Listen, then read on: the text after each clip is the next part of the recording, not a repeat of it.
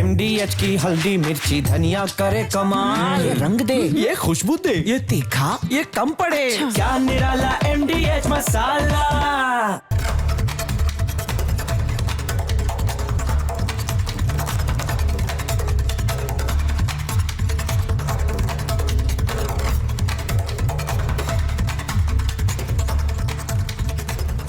नमस्कार दर्शकों, प्रणाम। मेरा नाम है राम और आज महाभारत में बात उस पर्वत श्रृंखला की करूंगा जो ईश्वर की सबसे पुरानी कृतियों में से एक है। सबसे पुरानी। दोस्तों, जब ना हम थे ना आप थे, जब ना गंगा थी ना यमुना थी, जब देश की शान हमारा मस्तक हिमालय तक नहीं था, उससे 200 करोड़ साल पहले अगर कोई था तो अरावली था। जब हिमालय नहीं था, जब विंध्याचल पर्वत नहीं था, तब अरावली एग्जिस्ट करता था, यहां पर था। और अरावली होने के मायने मैं क्या बताऊं आपको, चर्चा इतनी चल पड़ी है कि बच्चा बच्चा जानता है। अरावली ना होता तो हम रेगिस्तान में बैठे होते, ये सारे लोग जानते हैं। जो थोड़ा भी साइंस को पढ़ता है, जो थोड़ा भी जानता है जलवायु परिवर्तन को, वो जानता है कि ये अरावली पर्वत हमारे लिए क्या है। लेकिन अब सरकार ये बता रही है कि अरावली क्या है, अरावली क्या नहीं है, ये बता रही है। अरावली की परिभाषा बताते हुए सुप्रीम कोर्ट में सरकार ने यह कहा कि 100 मीटर से ऊंचे पहाड़ ही अरावली माने जाएंगे। 100 मीटर से ऊंचे, और बाकी अरावली की परिभाषा से बाहर कर दिए गए हैं। अब मेरा सवाल यह है कि क्या ऊंचाई देखकर यह तय होगा कि अरावली क्या है और क्या नहीं है, कौन है और कौन नहीं है? हमने यह सवाल पूछा, रिपब्लिक ने यह सवाल पूछा, जोर से पूछा कि ऐसा क्यों कर रहे हो भाई?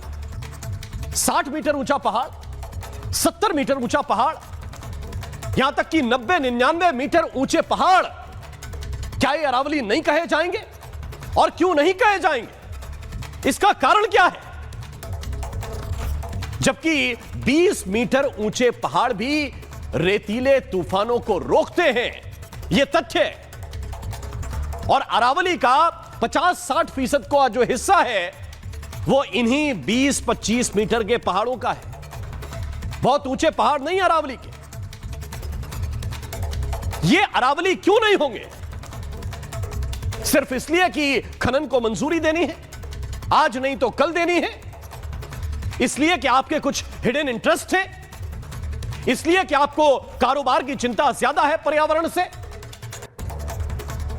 और इसलिए अरावली का 90% से ज्यादा हिस्सा अरावली माना ही नहीं जाएगा। मैं वो मैप आपको एक बार फिर से दिखाना चाहता हूं, और मैं चाहता हूं कि उस मैप को फुल स्क्रीन दिखा दिया जाए कि अरावली करता क्या है।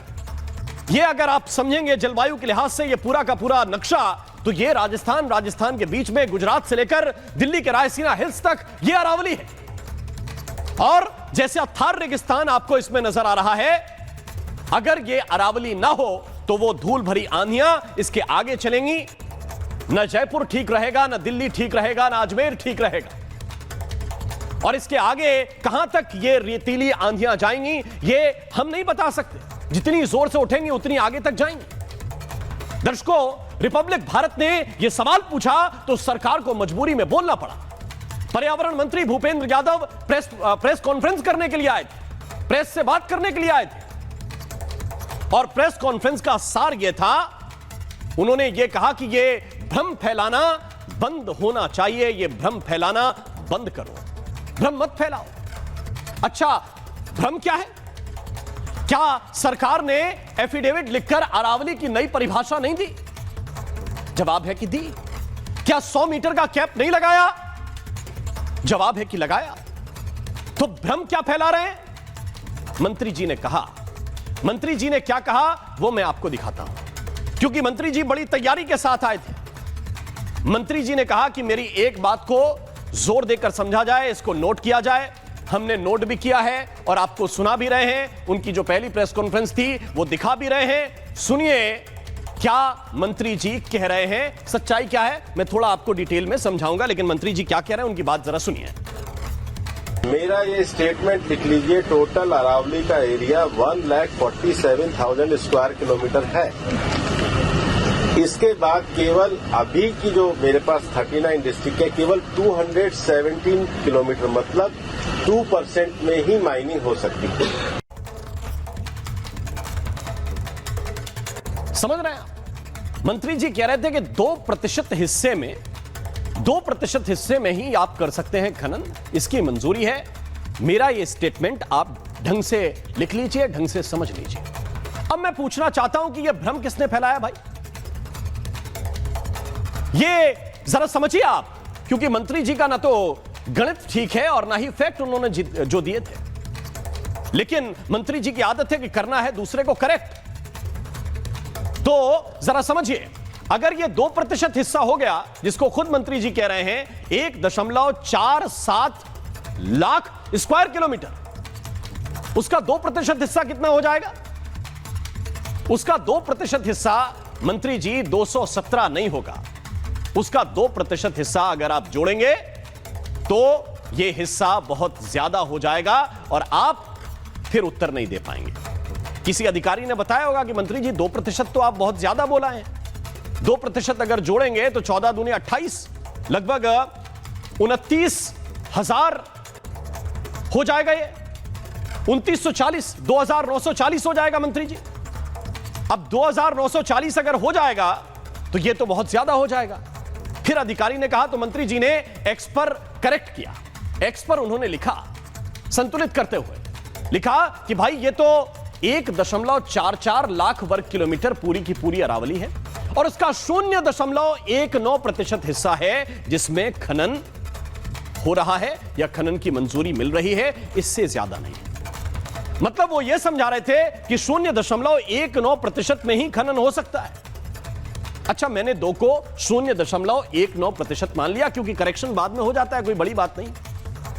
लेकिन यह बार बार आपको क्यों बताया जा रहा है कि यह 0.19% है, 0.19% है? ताकि यह साबित कर सकें कि तिल का ताड़ बनाया जा रहा है, यह समझा सकें कि यह ऊंट के मुंह में जीरा के बराबर है, यह राई का पहाड़ बनाया जा रहा है। मंत्री जी यही समझाना चाह रहे थे और इसीलिए वो लिख रहे थे कि भ्रम फैलाना बंद करें। सबसे ऊपर उन्होंने यही लिखा। लेकिन दर्शकों, मैं आपको बताना चाहता हूं कि ये तिल, जिसको तिल बताया जा रहा है, ये तिल नहीं है, यही ताड़ है। ये जीरा नहीं है, यही ऊंट है। और ये राई नहीं है, ये पहाड़ है। राई का पहाड़ नहीं है, ये राई ही पहाड़ के बराबर है। कैसे? इसको आप थोड़ा सा समझ लीजिए। 0.19% का मतलब हुआ 273 वर्ग किलोमीटर। अच्छा, सीधी पटरी पर 273 किलोमीटर अगर आप नापेंगे तो दिल्ली से गाड़ी उठाइए और जयपुर पहुंच जाइए, ये किलोमीटर बैठेंगे 273 के आसपास। लेकिन यह भी मैं बता देना चाहता हूं, मंत्री जी 217 किलोमीटर बोल रहे थे, यह 273 किलोमीटर है और 273 वर्ग किलोमीटर है। अंतर क्या है थोड़ा सा आप समझ जाइए, मैं आपको समझाता हूं, सामान्य भाषा में समझाता हूं कि जो बता रहे हैं ना, ये बहुत छोटा सा हिस्सा है, इसमें हम खनन कर रहे हैं। ये कितना बड़ा हिस्सा है? 273 वर्ग किलोमीटर। अगर आप किसान हैं, अगर आप खेती करते हैं, तो आप ये समझते होंगे कि 1 एकड़ जमीन का मतलब क्या होता है। 1 एकड़ जमीन कितनी होती है? अगर आप किसान हैं तो आप समझिए कि 1 एकड़ जमीन कितनी होती है। मैं आपको बताता हूं कि 1 वर्ग किलोमीटर 247 एकड़ के बराबर होती है। माने 250 एकड़ के आसपास 1 वर्ग किलोमीटर का दायरा बैठेगा। और 273 वर्ग किलोमीटर, वैसे तो 273.6 वर्ग किलोमीटर है, लेकिन अगर आप इसको ही जोड़ लेंगे तो यह 67,460 एकड़ भूमि होगी, जिस पर मंत्री जी कह रहे हैं कि एक बहुत छोटा सा हिस्सा है जिस पर खनन हो रहा है। अच्छा, अगर आप एक खिलाड़ी हैं, प्लेयर हैं, तो आप समझिए कि एथलेटिक्स का अगर ग्राउंड बने तो 2.5 से 3 एकड़ जमीन लगती है। ऐसे 10 ग्राउंड मिला लेंगे तो बैठेगा केवल 1 वर्ग किलोमीटर। और ऐसे 500-550 ग्राउंड आप मिलाकर बनाएंगे, जैसे दिल्ली का रामलीला मैदान, वो लगभग 8 या 10 एकड़ होगा, इससे ज्यादा नहीं होगा। तब जाकर वो 273 वर्ग किलोमीटर बैठेगा। ऐसे 500 ग्राउंड आपको लग जाएंगे, तब जाकर आपको समझ में आएगा कि ये कितनी बड़ी भूमि है, जिसको ये बता रहे हैं कि ये बहुत छोटी सी भूमि है। अगर आप आम आदमी हैं तो एक लाइन में और समझा देता हूं। आप 16.5 किलोमीटर आप सीधे जाइए, 16.5 किलोमीटर लंबाई में, और फिर 16.5 किलोमीटर चौड़ाई में चले जाइए। जो पूरा का पूरा स्क्वायर बनेगा, जो वर्ग बनेगा, उतनी भूमि पर यह खनन होने जा रहा है और आपको बताया जा रहा है कि छोटी सी भूमि, बस इतने से खनन को मंजूरी दी है क्या? अच्छा चलिए यह भी मान लिया कि यह बहुत कम है, बहुत ना के बराबर है, मिनिमम है। फिर एक और सवाल, मैं यह भी मान लेता हूं कि आपकी नीयत बड़ी अच्छी है, लेकिन सारे समय आप ही कुर्सी पर रहेंगे क्या? कल किसी और की सरकार नहीं आएगी क्या? और आएगी वो खनन की मंजूरी देंगे तो आप क्या करेंगे? क्योंकि आपने तो लिखकर बता दिया कि 90% हिस्सा अरावली नहीं है। अच्छा, पलटकर यह भी बार बार कहा जा रहा है कि 90% अरावली तो पूरी तरह सुरक्षित है। मैंने यह बात भी मान ली, लेकिन 10% क्यों नहीं है? और ये अगर 10% जोड़ोगे तो ये 14,400 वर्ग किलोमीटर हो जाएगा, वो क्यों नहीं है? आपने तो सारे रास्ते खोल दिए हैं। कल के दिन और कोई आ गया, वो आपकी दलीलों का हवाला देगा, नए सिरे से नियम बनाएगा, क्या करेंगे लोग? पहाड़ों को तोड़ा जाएगा, जनता क्या करेगी? क्या इंची टेप लेकर बैठेगी, अपनी पहाड़ियों को नापेगी कि नहीं भाई साहब ये 99 नहीं है, ये 100 है, इसको अरावली मानो? और समय के साथ अरावली की ऊंचाई घटी है। आज जो पहाड़ी 101 मीटर की दिखाई देगी, हो सकता है कि आज से 50 साल के बाद मौसम की वजह से वो 99 मीटर रह जाएगी, तब वो अरावली अरावली नहीं कहलाएगी। आज ये सवाल केवल मैं नहीं पूछ रहा हूं, ये सवाल पूरे देश में गूंज रहा है। जगह जगह पर प्रोटेस्ट चल रहे हैं, प्रदर्शन हो रहे हैं, लोग प्रदर्शन कर रहे हैं, मैं नहीं कर रहा हूं। राणा की धरती पर, महाराणा प्रताप की धरती पर, मेवाड़ की धरती पर, उदयपुर में यह गूंज महसूस की जा सकती है। मैं चाहता हूं कि वो तस्वीरें थोड़ा दिखाई जाए जहां पर यह प्रोटेस्ट चल रहा है। जो अरावली महाराणा प्रताप के संघर्ष की गवाह हो, उसकी परिभाषा बदल दी जाए, यह मंजूर नहीं है। ये क्योंकि मेवाड़ के लिए एक चट्टान भर नहीं है, यह पत्थर और मिट्टी का ढांचा भर नहीं है, यह मुगलों से युद्ध में यह जो अरावली की धरती है, यह हमारी ढाल रही है। इस देश में खनन के खिलाड़ियों ने छोटी छोटी पहाड़ियां चाट ली हैं दोस्तों, चाट ली हैं, और केवल उनको सपाट नहीं किया है, अंदर तक खोद के सब कुछ निकाल लिया गया है। दोस्तों मैं बुंदेलखंड से आता हूं, वहां ब्लास्टिंग क्रशर, इन्होंने सब कुछ नाश कर दिया है। केवल आसपास के गांवों में धूल और धूल का बवंडर दिखता है। जहां जहां ये पहाड़ियां थी, बड़े अच्छे अच्छे पहाड़ थे। आपको मैं झारखंड के धनबाद और झरिया की याद दिलाना चाहता हूं। कोयले के नाम पर यहां पर बड़े बड़े सपने दिखाए गए, लेकिन अगर वहां पर कुछ बचा है, आग बची है, धुआं बचा है, इसके सिवाय क्या बचा है? वहां के स्थानीय लोगों से जाकर पूछिए कि उन्हें क्या मिला इसके बदले में। मैं यह भी जानता हूं कि देश के लिए विकास जरूरी है, देश के विकास की जरूरत है, वो अपनी जगह है, लेकिन मैं यह भी जानता हूं कि लोग हैं तो देश है, और लोग ही नहीं बचेंगे तो देश का क्या होगा? यह आज छोटा मुद्दा हो सकता है, तात्कालिक इसके असर दिखते भी नहीं है, ना दिखेंगे। दिल्ली में प्रदूषण भी आज से 25-50 साल पहले एक बहुत छोटा सा मुद्दा था, लेकिन आज दिल्ली का प्रदूषण देश का नहीं, विश्व का मुद्दा बन चुका है। इसलिए हम आज नहीं बोलेंगे तो यह तय मानिए कि कल बोलने लायक बचेंगे नहीं। चर्चा करूंगा, लेकिन पहले एक रिपोर्ट आपको दिखाता हूं, लोगों में कितना गुस्सा है, लोग कैसे प्रोटेस्ट कर रहे हैं। यह रिपोर्ट आप देखिए, इसके बाद मैं चर्चा की शुरुआत करूंगा।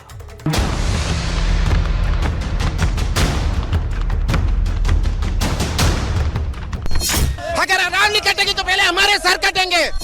अरावलियों ने हमारे शूरवीर महाराणा प्रताप, महाराणा कुंभा को शरण दी थी। हमारे मेवाड़ का एक एक लड़का इसके लिए मर मिटने के लिए तैयार है, अरावलियों के लिए।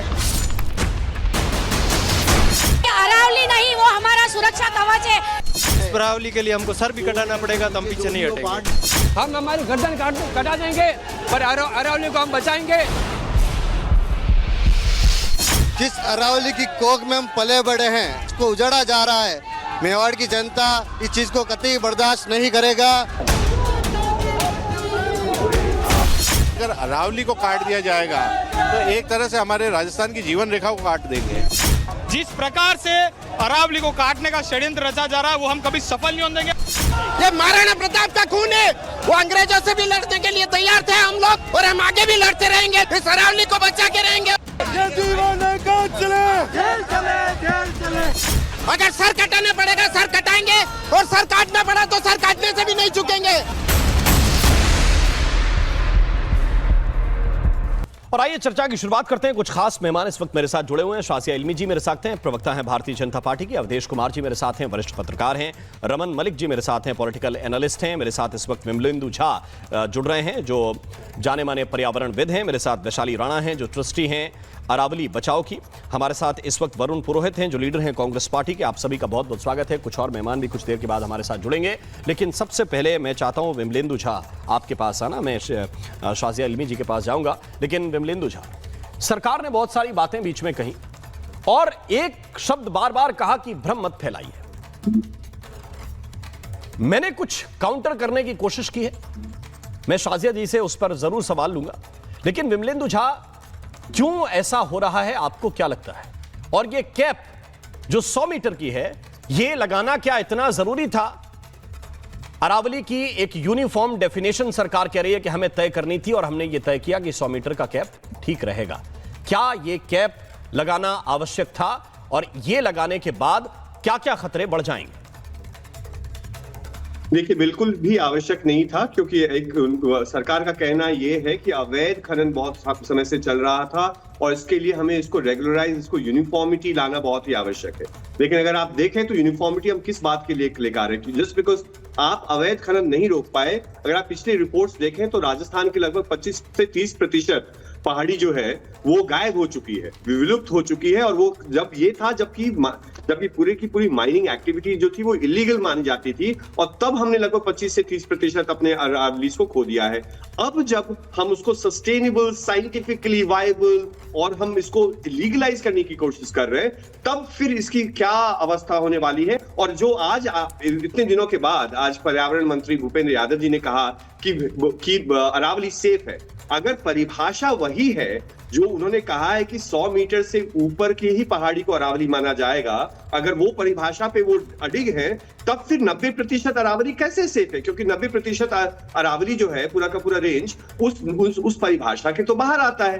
तो ये दो तरह की बातें कर रहे हैं कि कह रहे हैं कि नहीं अरावली सेफ है, लेकिन 90% अरावली जो है वो 100 मीटर से नीचे है। क्योंकि सच्चाई तो वही है। फॉरेस्ट सर्वे ऑफ इंडिया की अगर आप रिपोर्ट देखें तो उसमें लगभग अगर आप 12,000 अगर कुल मिलाकर के चोटियां हैं तो उसमें से सिर्फ हजार चोटियां हैं जो 100 मीटर के ऊपर है। और साथ ही साथ हम इतने तत्पर क्यों हैं? वो भी हम प्रदूषण के महीने में, प्रदूषण के सीजन में हमें 4 कदम और उठाने चाहिए। बनस्पत ये कि अरावली जो एक इकोलॉजिकल रिसोर्स है, जो चाहे वो वायु को लेकर देखें, एयर पोल्यूशन को लेकर देखें, डेजर्टिफिकेशन को लेकर देखें, हीट स्ट्रेस को लेकर देखें, या पानी की स्वायत्ता को लेकर देखें, तो ये सारे आयाम अगर हमारे लिए एक चैलेंजिंग है, तब आपको एक एक्स्ट्रा स्टेप, वही बाय द वे हम उसी अरावली के बारे में बात कर रहे हैं जिसके ऊपर सुप्रीम कोर्ट ने, नेशनल ग्रीन ट्राइब्यूनल ने, बाकी लोगों ने इस पे पाबंदी लगाई थी। तो अगर 2009 में अरावली में माइनिंग करना जीरो था, कंप्लीटली बैंड था, तो 2024 और 2025 में ये क्यों उसकी परमिशन? और आज उन्होंने क्या कहा कि प्रोटेक्टेड एरियाज जो है उसे बंद होंगे। तो मैं ये नहीं कह रहा हूं कि सरिस्का को बचाना है, हमारे लिए प्रोटेक्टेड एरिया। आपका पॉइंट एकदम क्लियर है। शाजिया इल्मी इसको रिस्पॉन्ड कर रही हैं। शाजिया इल्मी जी, आप लोग तो कहते हैं कि हम तो प्राकृतिक संरचनाओं को, ये बहुत सीरियस एनवायरमेंटलिस्ट हैं तो उनकी बात का मैं जवाब दूंगी। लेकिन आप जो बाइट्स दिखा रहे थे अपने पैकेज में, वो कांग्रेस पार्टी के जो वर्कर्स हैं, ये उनकी आप बाइट्स दिखा रहे थे, और शायद उनको इस बात की जानकारी नहीं है कि वो अशोक गहलोत के वक्त की वो कमेटी के वो सारे रिकमेंडेशन से जो उस वक्त सुप्रीम कोर्ट को दिए गए थे, और सरकार ने अरावली की कोई नई परिभाषा नहीं बदली है। अरावली पूरी तरह से सुरक्षित है, और जो ये भ्रम फैलाया जा रहा है उसके बारे में बहुत ही डिटेल में वो सारे पॉइंट्स जो कांग्रेस के भी लोग कह रहे हैं, और जिसको लेकर बहुत सारे एनवायरमेंटलिस्ट बहुत ही परेशान हैं। शायद ये जरूरी है उनको बताना कि 100 मीटर्स के बारे में क्या बात है। तो ये जो लोग कह रहे हैं कि 100 मीटर्स की नीचे की जमीन में खनन खोल दिया जाएगा, ये पूरी तरह से गलत है। 100 मीटर्स है, उससे ऊंची की पहाड़ी अगर आप देखेंगे, और उस पहाड़ी की चारों ओर जो उसका बेस है, ये उसकी बात हो रही है, ये टॉप पहाड़ी की बात नहीं हो रही है। यानी कि 99 मीटर्स पर कोई खनन चालू नहीं है, और ऐसा भी नहीं है कि मैदान में खुली छूट है। पूरी पहाड़ी और उसका पूरा आधार देखेंगे वो सुरक्षित है। अभी जिक्र क्यों आ रहा है? अब सुप्रीम कोर्ट ने साफ साफ कहा है कि अलग अलग राज्य हैं, 4 राज्यों की यहाँ बात हो रही है और क्या अलग अलग नियम है। कहीं पहाड़ी को काट दिया जा रहा है, कभी कोई पतला खंबा छोड़ दिया जा रहा है, इससे इकोलॉजिकल नुकसान है। तो जब तक कोई साइंटिफिक कमेटी नहीं करेगी तो जाहिर ये हो नहीं सकता, और वो हो भी नहीं रही है। तो पूरे देश में एक जैसा वैज्ञानिक और साफ नियम बनाए, और अगर कोई खनन करना भी चाह रहा है तो वो भी संभव है नहीं, क्योंकि सुप्रीम कोर्ट की कमेटी के आधार अगर देखेंगे, केंद्र सरकार थी, राजस्थान सरकार थी, हरियाणा था, गुजरात था, वन विभाग था, जियोलॉजिकल और फॉरेस्ट एक्सपर्ट थे, और खनन बढ़ने का कोई स्कोप ही नहीं है। क्योंकि अगर आप पूरा इलाका भी देखेंगे तो आई थिंक 1.45 या 40 लाख वर्ग किलोमीटर है। कानूनी तौर पर खनन तो अलाउड है 0.19 पर। तो अभी भी और पहले भी, क्योंकि परिभाषा इसकी बदली नहीं है, ना ही कोई अनुमति है, तो 99.8% से ज्यादा अरावली पहले भी सुरक्षित थी और आज भी सुरक्षित है। और पूरी अरावली की बात हो रही है, उसमें संभव भी नहीं है खनन, क्योंकि टाइगर रिजर्व। मैंने आपको पूरी बात रखने की बात कही, मैं तो मंत्री जी की बात भी दर्शकों को समझाने की कोशिश कर रहा था, जो वो शायद नहीं समझा पाए। मैंने तो उसको भी एक्सप्लेन किया कि वो 2% नहीं है, 0.19% है, लेकिन वो भी 273 वर्ग किलोमीटर है। आप तो इतना अच्छी तरह से जानती होंगी कि कौन सी पत्थर की खदान। नहीं, मैं समझा रहा हूं आपको, मैं समझा रहा हूं, थोड़ा सा टाइम लीजिए आप। और तो किसी मंत्री ने, ना किसी संतरी ने, ना केंद्र ने किया है, ये सुप्रीम कोर्ट ने साफ साफ कहा है। ये मामला अभी भी उसमें चल रहा है, और उन्होंने बाकायदा कहा है जब तक सस्टेनेबल लीज किसको दी जाएगी शाजिया इल्मी जी, लीज किसको नहीं दी जाएगी, ये सरकार डिसाइड करती है।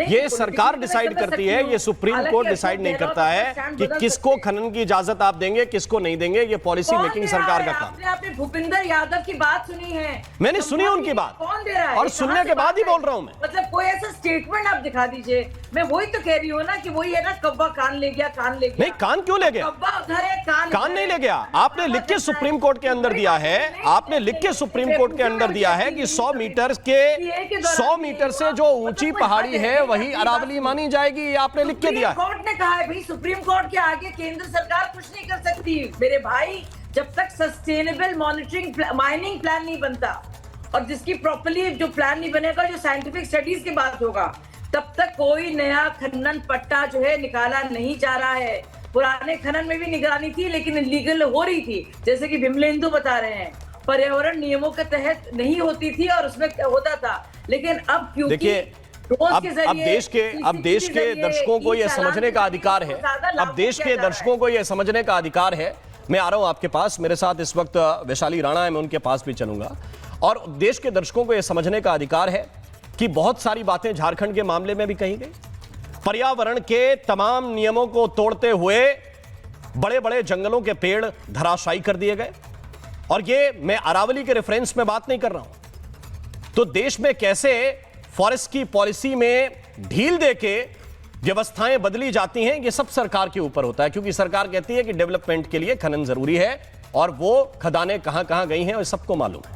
मेरा सवाल एकदम स्ट्रेट, एकदम सीधा है वैशाली राणा जी।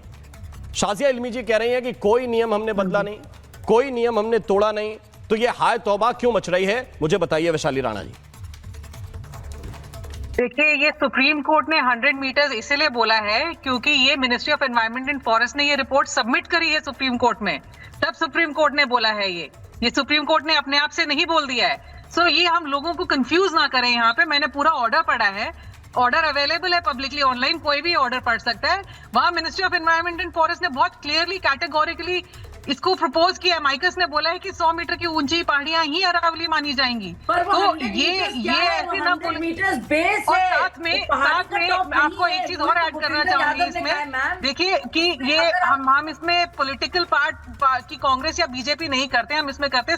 सुप्रीम कोर्ट ने 2010 में भी ये बोला गया था, रिपोर्ट सबमिट करी गई थी जहां उन्होंने 100 मीटर की डेफिनेशन प्रपोज करी थी। उस टाइम भी सुप्रीम कोर्ट ने ये डेफिनेशन को खारिज कर दिया था, और फॉरेस्ट सर्वे ऑफ इंडिया को बोला था कि आप वापस जाइए, एक साइंटिफिक टेक्नोलॉजी बेस्ड आप सर्वे करिए और आप आइडेंटिफाई करिए पहाड़ियों को। और एफएसआई ने अपनी रिपोर्ट सबमिट करी थी, एफएसआई ने कहीं पे भी 100 मीटर की डेफिनेशन नहीं दी है। पर 15 साल बाद ऐसा क्या हुआ कि फिर दोबारा एमओएफ ने 100 मीटर की डेफिनेशन हाइट को वापस प्रपोज कर दिया और इस बार सुप्रीम कोर्ट ने उसको एक्सेप्ट कर दिया। 100 मीटर्स की हाइट के बारे में भूपेंद्र यादव जी के अगर आप प्रेस कॉन्फ्रेंस देख लेती तो आप उससे समझती, और उसमें साफ साफ कहा गया है कि जो बेस है अरावलीज का, जो जाहिर है बहुत बड़ा होगा पीक से, उसकी बात है, उसके जरिए और अगर उसको लागू किया जाएगा जिस तरह से वो बता रहे थे, तो अपने आप जब मिनिस्टर खुद बाकायदा कह रहा है कि 99% या 98% सुरक्षित है और उसमें कोई स्कोप नहीं, गुंजाइश नहीं है, कोई सर्वे, कोई रिसर्च, कुछ मैपिंग, कुछ भी जियो इमेज, सैटेलाइट इमेजरी, हमारे चारों स्टेट जो है जिससे भाजपा का लेना स्टेटमेंट सब दे सकते हैं। क्यों करेंगे? फॉरेस्ट सर्वे ऑफ इंडिया जी, इसी बात को समझाया गया है बहुत ही डिटेल में, जरा सब सुन लेंगी तो आप शायद समझ लेंगी इस बात को। एक तो बात है कि आप कमिटेड हैं कि आप सेव अरावली कैंपेन कर रही हैं। दूसरा, अगर आप समझेंगी और जब मिनिस्ट्री की तरफ से पीआईबी के जरिए बाकायदा बताया गया है कि माइनिंग के लिए कोई नया लैंड बाकायदा कोई पट्टा जो है नहीं उसके लिए कोई किया गया है, यानी कि कोई भी माइनिंग को। मेरा सवाल बहुत सीधा है, देखिए आप इसको उलझाने की और इधर उधर घुमाने की कोशिश कर रही हैं शाजिया जी। मेरा सवाल एकदम स्ट्रेट है, मैं अवधेश जी को इस पे लेके आना चाहता हूं, बहुत स्ट्रेट है।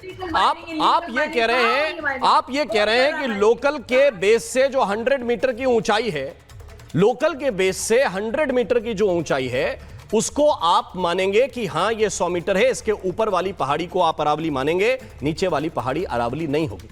जो लोकल का बेस है, स्थानीय बेस है, मैं समझ गया आपने जो समझाया, लेकिन अवधेश जी ये सवाल बहुत सीधा है कि उसी बेस से कोई पहाड़ी 90 मीटर ऊंची है वो अरावली के दायरे से बाहर कर दी जाएगी। और यह सवाल इसलिए महत्वपूर्ण है कि आज तो आपने कह दिया हमारी मंशा अच्छी है, तो 0.19% जो पुराना खनन है वही हो रहा है। कल के दिन अगर कोई पूछेगा कि अरावली सुरक्षित है क्या, तो डेफिनेशन क्या मानी जाएगी कि अरावली वही है जो 100 मीटर से ऊंची है, नीचे वाले का तो कोई पूछने वाला नहीं होगा।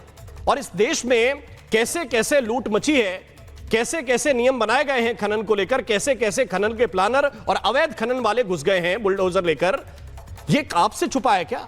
आप तो बिहार झारखंड की तमाम खदानों को देखने वाले व्यक्ति हैं। अवधेश जी। राम मोहन जी, देखिए इसके तीन पक्ष हैं। अरावली 2 अरब वर्ष पुरानी पहाड़ श्रृंखला है और इस पूरे क्षेत्र के लिए समझिए कि उसको एक ग्रीन वॉल हम कहते हैं। और गुजरात, राजस्थान में उस पहाड़ी से वो तो पानी को भी सुरक्षित रखने का एक आधार है। तो कोई भी व्यक्ति ऐसी पहाड़ी जो हमारे लिए ग्रीन वॉल है, पर्यावरण का संरक्षण और बहुत कुछ है उसके साथ, उसमें लंबा मैं नहीं जाऊंगा, उसका तो संरक्षण होना चाहिए। लेकिन क्या अभी तक अरावली का उस रूप में संरक्षण होता रहा है? आप पूरे देश में जाइए, कहाँ से आपने स्टोन लगाया है घर में? तो राजस्थान से लाए हैं, जयपुर से लाए हैं, तो जोधपुर से लाए हैं, फलाने जगह से हरियाणा से लाए हैं, और कस्बे कस्बे में आपको स्टोन की दुकानें खुली हुई हैं। जो आप कह रहे हैं कि नियम के आधार पर जो जंगल के पेड़ कटे हो, नियम का उल्लंघन करके कटे हैं। पूरी गंगा की पेटी उत्तराखंड में जो है काट दिया ठेकेदारों ने पुलिस की मिली भगत से, वो एक अलग पक्ष होता है। लेकिन जब समस्या आई है और इतने मुकदमे हो गए हैं जगह जगह, बहुत सारे खेत के लोग जा रहे हैं कि हम अपने खेत से पत्थर काटना चाहते हैं, हमको रोका जा रहा है, हमारा खेत कैसे पहाड़ का भाग हो सकता है। हजारों मुकदमे राजस्थान, हरियाणा में इसके लिए चल रहे हैं। तो अब कोई ना कोई एक मानक परिभाषा, सुप्रीम कोर्ट ने कहा कि एक आप मानक परिभाषा दीजिए, एक मानचित्र बनाइए इसका। अभी भी जो फैसला है वो फाइनल नहीं है, उसमें कहा है कि चारों राज्य मिलके एक स्पष्ट सीमांकन करिए कि चारों का मानक एक हो, चारों राज्यों का। उसमें सेंट्रल गवर्नमेंट आया है। जो 100 मीटर वाला आप पूछ रहे हैं ना, ये एक पहले से मान लिया गया था। अशोक गहलोत के सरकार ने भी कहा था कि भाई 100 मीटर की हमको मान्यता दीजिए, और उसके आधार पर उन्होंने कई हजार खनन के पट्टे दे दिए थे। उसमें से भी एक लड़ाई हुई है कि चलो एक खेत जिसकी ऊंचाई 100 मीटर होगी वो मान लेंगे कि वो पहाड़ी है, उसके नीचे आप खुदाई कर सकते हो। लेकिन इसमें अगर समस्या है तो इस पर तय होना चाहिए। लेकिन आप समझिए कि ये नियम नहीं होने के कारण, मैं आपसे दिल्ली में पूछूं कि अरावली पहाड़ी कहां है, जरा बताए कोई मुझे। जी। अब वो स्पष्ट होता है कहीं नीच है, कहीं ऊंच है, कहीं चौड़ी चल रही है। तो पहले तो अरावली पहाड़ी की आज के समय में जितना काट दिया गया है, उसके साथ जितना छिन्न भिन्न उसको कर दिया गया है, रक्तपात हुआ है उसके शरीर से, अब उसके संरक्षण की दृष्टि से एक परिभाषा तय करना। इतने मुकदमे मैंने अभी सुना है कि करीब करीब 22,000 के आसपास अभी राजस्थान की भाजपा सरकार ने उसमें मुकदमे तय किए हैं। पता नहीं कितनी अरेस्टिंग हुई है उस खनन और उसको लेकर के जो पहले से खनन चल रहे थे। तो एक कार्रवाई भी हो रही है। तो अभी जो आंदोलन है इसको 100% आप पर्यावरण की सुरक्षा के मत मान लीजिए। इसमें अनेक वेस्टेड इंटरेस्ट है जो चाहते ही नहीं है कि कोई नियम बने। अगर 100 मीटर गलत है तो सुप्रीम कोर्ट में बहस हो, उस पर बदलाव हो सकता कोई है। नियम बने, कोई नियम न बने, ये नहीं चाहता तो सरकार नियम न बनाए। ये मैं इसका पक्षधर नहीं हूं कि सरकार कोई नियम न बनाए, सरकार हाथ पे हाथ धरी बैठे रहे। लेकिन आप अगर एक झटके में ये कह देंगे कि भाई 99 मीटर तक की पहाड़ी पर खनन हो सकता है, आज नहीं तो कल हो सकता है, कल नहीं तो परसों हो सकता है, क्लियरेंस जैसे फॉरेस्ट देगा तो आप ले लीजिए। कोई एक कैप आप निर्धारित करेंगे जिस अरावली की, नहीं अवधेश जी, जिस अरावली की 1 लाख स्क्वायर मीटर लैंड जो है वो 20 से 25 मीटर की हाइट की है, तो आपका कैप का क्या निर्धारित किया आपने 2000 वर्ग किलोमीटर के लिए निर्धारित किया। 1,44,000 वर्ग किलोमीटर में से 2 से 3,000 वर्ग किलोमीटर के लिए कैप निर्धारित कर दिया, और बाकी अरावली। मैं सुनिए, मैं आपकी बात देखिए। पहली बात तो है कि पर्यावरण मंत्री का बयान जितना मैंने समझा एक पॉलिसी स्टेटमेंट नहीं है। उन्होंने कहा कि इतने से भी अगर इतना खनन होता, खनन की अनुमति नहीं है। अब तो खनन की अनुमति के लिए बहुत ही सख्त कानून सुप्रीम कोर्ट ने भी कुछ तय किया है, सरकार ने भी। तो इतनी आसानी से खनन नहीं हो सकता है। अब पहली बात तो उसको भी देखना चाहिए कि इसके साथ खनन के क्या नियम बनाए गए हैं। केवल यही नहीं है, वो ये नहीं कह रहे हैं कि 90% के अलावा सब खोद दो। नहीं, ये नहीं हो सकता। कैसे खोद देंगे? ये कर ही नहीं सकते हैं वो। तो खनन के नियम भी सख्त किए गए इसके खिलाफ। और ये बात सही है जी, आपकी बात ठीक है। वरुण पुरोहित के पास में चलना चाहता हूं, एक उनसे कमेंट लेना चाहता हूं। एक मानक नहीं हो सकता है। उनकी सरकार ने भी इसको माना था, तो अब क्यों एतराज कर रहे हैं? और दूसरी बात, जहां तक खनन के नियमों की बात है, खनन के नियम माने कहां जाते हैं? खनन के नियम अगर माने जाए तो बात चले। पूरी चंबल से रेत, पूरी चंबल से रेत उठाई जा रही है कि नहीं उठाई जा रही है आप जानते हैं। पूरी नर्मदा से रेत उठाई जा रही है कि नहीं उठाई जा रही है आप जानते हैं, नियम अलग है। पूरा बुंदेलखंड खोखला कर दिया गया कि नहीं कर दिया गया आप जानते हैं। बिल्कुल। नियम तो खदान का होता है कि 80 मीटर की खदान दी है। हो गई उत्तराखंड में। नियम तो यह होता है कि 80 मीटर की खदान भाई साहब आपको मिली है, और खोद देते हैं 800 मीटर। तो क्या फिर कहेंगे पैरामीटर हमने बना दिया कि भाई आपको 0.19% खोदना है, और फिर खोदेंगे कितना वो सब जानते हैं। वरुण पुरोहित, जब आपकी सरकार के समय से ये 100 मीटर कैप की बात चली आ रही है, तो अब क्यों इतने मुखर हो रहे हैं आप लोग? राम मोहन जी, सबसे पहले तो आपको अर्नब गोस्वामी जी का रिपब्लिक चैनल को मैं साधुवाद देता हूं, सल्यूट करता हूं। राजस्थान का, राजपूताना का नागरिक जो आप अभी तक इतने डिस्कशन कर रहे हैं, सब इरेलेवेंट है, सब इरिटेटिंग डिस्कशन है। इनको कुछ पता नहीं है अरावली के बारे में, खेतों के बारे में, कच्ची बीघा पक्की बीघा कुछ पता नहीं। आकर के बैठ जाते हैं, बयान दे रहे हैं। भूपेंद्र यादव ने कहा, जस्टिफिकेशन करने में लग गए। चैनल दिखा रहा है, गलत है आपका चैनल। आप ही के चैनल पे बैठ के आप ही की बातों को गलत बता रहे हैं। ऐसा क्या आपके पूंजीवादी राक्षसी मानसिकता है? क्या पूंजीवादी राक्षसी मानसिकता है? अब ये बोलने नहीं देंगे, मुझे पता है। ये पूंजीवादी राक्षस बोलने नहीं देंगे, ये राजपूताना के आदमी को बोलने नहीं देंगे। ये लोग नहीं बोलने नहीं दोगे बात। आपको पूंजीवाद चाहिए। ये सवाल जमाना चाह रहे हैं। 2008 में नहीं बोला, नहीं देगा राजस्थान का आदमी आपको। राजस्थान में ये कांग्रेस बीजेपी नहीं है, राजपूताना का खून खोल रहा है, राजपूताना का खून खोल रहा है। कुछ नहीं देगा राजस्थान में बीजेपी। एक सेकंड, वरुण पुरोहित एक सेकंड। ये रिटोरिक बातें मत कीजिए आप किसी भी तरह की। ये राजपूताना है, ये पुरोहित हैं, मुझे पॉइंट बताइए। पॉइंट क्या? क्यों नहीं बोलने देंगे किसी को? पॉइंट बताइए, टू द पॉइंट बात कीजिए प्लीज, बोलिए। मैं पॉइंट ही कह रहा हूं। मैं कह रहा हूं मकराना देखा नहीं होगा, माइनिंग कैसी होती है इन लोगों को पता नहीं है।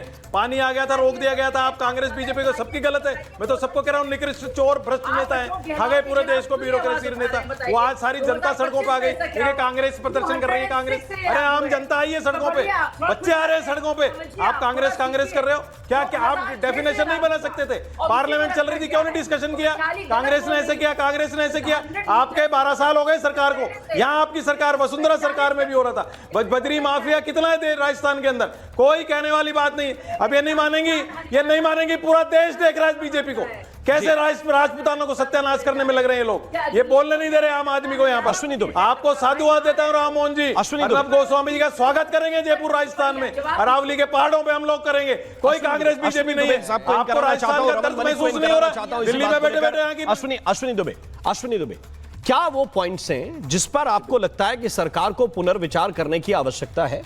क्योंकि कांग्रेस ने तो बहुत सारे ऐसे एफिडेविट दिए जिनको 1 सेकंड में खारिज कर देते हैं बीजेपी के लोग कि ये फर्जी है, ये भी एफिडेविट फर्जी है, ये भी फर्जी है। अब इस पे 100 मीटर का कैप कह रहे हैं कि कांग्रेस से आ रहा था तो हमने भी मान लिया। क्या ऐसे पॉइंट्स हैं जिन पर सरकार को सोचना पड़ेगा? अश्विनी जी देखिए, रिकमेंडेशन जब मिनिस्ट्री ऑफ एनवायरनमेंट, फॉरेस्ट और क्लाइमेट चेंज मिनिस्ट्री की जो रिकमेंडेशन सुप्रीम कोर्ट में दी गई और उस कमेटी में एक्सपर्ट लोग थे और वो एक्सपर्ट लोग मिनिस्ट्री अपॉइंटेड थे, तो उन रिकमेंडेशंस को सुप्रीम कोर्ट में सबमिट करने से पहले जो बॉडी है यानी मिनिस्ट्री है, मिनिस्ट्री को इंश्योर करना चाहिए कि इस परिभाषा से नीतिगत भूल होगी, कॉरपोरेट हितों को लेकर और इंसानी लालच को लेकर एक जीवन रेखा जो दिल्ली और एनसीआर जो प्रदूषण से जूझ रहा है उसको खत्म करने की एक कोशिश होगी। सुप्रीम कोर्ट का जो ये डिसीजन है वो रिव्यू होने लायक है। सुप्रीम कोर्ट नीतियां नहीं बनाता है। बार बार ये कह करके कि हम सुप्रीम कोर्ट ने कह दिया इसलिए हम माइनिंग करेंगे, ये अरावली नेताओं और कंपनियों की संकीर्ण सोच के सामने जिंदा रहने के लिए आज जो जूझ रही है, ये बहुत बड़ी नीतिगत भूल होगी। सवाल यह है कि आपने जो नई परिभाषा, जो बेहद संकीर्ण परिभाषा है, उसको स्वीकार कर लिया और आपने जो इकोलॉजिकल डिसबैलेंस होगा, जो इकोसिस्टम होना खराब होगा, बिल्कुल पॉइंट जो आप वहां पर कंस्ट्रक्शन करेंगे तो आसपास के, या आप जब माइनिंग करेंगे तो आसपास के पेड़ों में, जो आप बुंदेलखंड से हैं, मैं सिंगरौली से हूं, हमने खनन को नजदीक से देखा है। आपने सही कहा कि 80 मीटर की परमिशन दी जाती है और 800 मीटर खोद देते हैं। ग्रीन बेल्ट कहां जाता है? रूल्स कहां जाते हैं? ये नई परिभाषा बहुत संकीर्ण परिभाषा है जो सिर्फ अरावली ही नहीं पूरे इकोसिस्टम को खराब करेगा। इसलिए जरूरत इस बात की है। अश्विनी जी, चूंकि आपने सिंगरौली का नाम लिया, ये ऊर्जा धनी है और ऊर्जा धनी में कंपनियों ने, चाहे वो सीमेंट की फैक्ट्रियां हो चाहे दूसरी फैक्ट्रियां हो, आसपास बसे 4-4, 6-6 किलोमीटर के जो किसान हैं वो जानते हैं कि उन्होंने क्या खोया है, क्या पाया है। रमन मलिक, मेरा सवाल बहुत सीधा है कि आज के परिप्रेक्ष्य में आप कल की बात करेंगे कि देखिए दिसंबर में ये हो रहा है, जनवरी में कुछ नहीं होगा, फिर 26 में कुछ नहीं होगा, फिर 27 में कुछ नहीं होगा, फिर 28 में कुछ नहीं होगा। क्या ये पॉइंट आप अगले 5 साल के लिए बताकर निकल जाएंगे कि मेरी सरकार 4 साल है, 5 साल है और हम खनन नहीं होने देंगे? मैंने ये भी मान लिया, इतनी दी सरकार को इजाजत की, ठीक है भाई आपकी नीयत अच्छी है, आप नहीं होने देंगे खनन, लेकिन आप जो नियम बनाकर जा रहे हैं इसके आधार पर क्या होगा 25-50 साल के बाद, क्या उसका निर्धारण नहीं किया जाना चाहिए? चलिए, मैं बहुत देर से सबको सुन रहा था और आशा करता हूं कि अब मेरे को अपना पक्ष रखने दिया जाएगा। सबसे पहली बात, मेरे को नहीं लगता रिपब्लिक जैसा चैनल में का कोई भी पत्रकार उन 6 लोगों में होगा जो यूएस वगैरह जाके ट्रेनिंग लेकर आए। तो पत्रकारिता का एक डिफरेंट आयाम रखता है रिपब्लिक, उसको कंटिन्यू रखेगा। दूसरी सबसे बड़ी बात जो है उसको समझना चाहिए कि बेस ऑफ द माउंटेन जो उसमें बात करी गई है, सबसे पहली बात है हर बिल्डिंग आसमान में नहीं खड़ी होती, वो बिल्डिंग जमीन के अंदर उसकी नींव रखी जाती है। ठीक है, तो जब 100 मीटर का पहाड़ की बात करी जाती है तो उसका बेस माउंटेन जो है वो उसके डेप्थ को भी हम एनालाइज करेंगे और वो जियो टैगिंग के हिसाब से, सैटेलाइट इमेजरी के हिसाब से उसकी रॉक फॉर्मेशन को देखा जाता है। दूसरी बड़ी चीज, आप बात करते हैं अरावली की, तो जो अरावली का हिस्सा अब इस समय दिल्ली में है और उसके ऊपर 1000 एकड़ के अंदर एक यूनिवर्सिटी बनी है जिसको जवाहरलाल नेहरू यूनिवर्सिटी बोला जाता है। सबसे पहले उसको हटवाइए ना साहब। मेरे मेवात में बहुत जरूरी है कि वहां पे आजादी मिले, वहां पे विचारों की आजादी है, तो ये जेएनयू मेरे मेवात में क्यों नहीं लेकर जाते हो?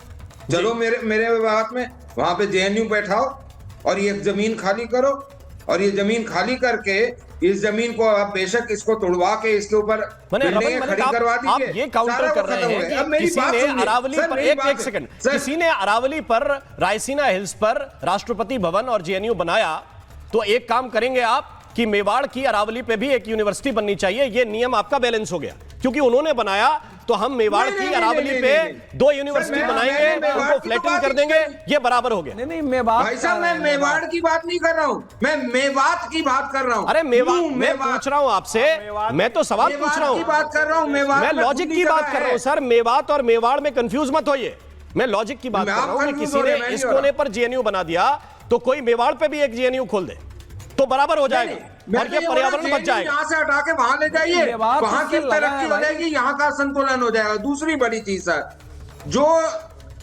आप मैथमेटिकली बात करें कि जितने एरिया के ऊपर रिजर्व फॉरेस्ट हैं, जितने एरिया के ऊपर बेसेस हैं, जितने एरिया के ऊपर लेक्स हैं, जितने ऊपर रिवाइन्स हैं, जिनके ऊपर ऑलरेडी एक बैन है, उस बैन को सुप्रीम कोर्ट नहीं खोल रहा। वो जो पुराने बैन है उनको नहीं खोल रहा। और इस तरीके से जब आप मैथमेटिकली इक्वेशन लाएंगे कि जी कितने स्क्वायर किलोमीटर नेशनल पार्क्स में है, रिजर्व में है, बर्ड पार्क में है, बर्ड सेंचुरीज में, लेक्स में है, तो आपको एरिया मिल जाएगा जिसके ऊपर कभी भी मेरे पास भी नहीं हो सकती। इतना ही समय है। बहुत बहुत शुक्रिया, बहुत बहुत धन्यवाद। मुझे लग रहा है कि सबकी राय और सबके पॉइंट्स दर्शकों के पास गए होंगे। दर्शक अपना मन तो इस बात को लेकर बनाएंगे कि क्या चिंता इस बात को लेकर है कि ये जो दीवार जिसको कहा जाता है, ये दिल्ली, एनसीआर, पूरे इस तरफ के क्षेत्र को जिसको आप देख रहे हैं, उसके लिए दीवार का काम ये जो अरावली कर रहे हैं, इसको डिस्टर्ब करने के पीछे कारण क्या हो सकते हैं, इसके पीछे के इंटरेस्ट क्या हो सकते हैं, इसको दर्शकों को थोड़ा सा समझना पड़ेगा। महाभारत में आज के लिए बस इतना ही। नमस्कार। अब आया असली स्वाद, अब आया स्वाद। जब स्वाद के पड़े हो लाले तो MDH का चंकी चाट मसाला डालें। MDH का चंकी चाट मसाला। MDH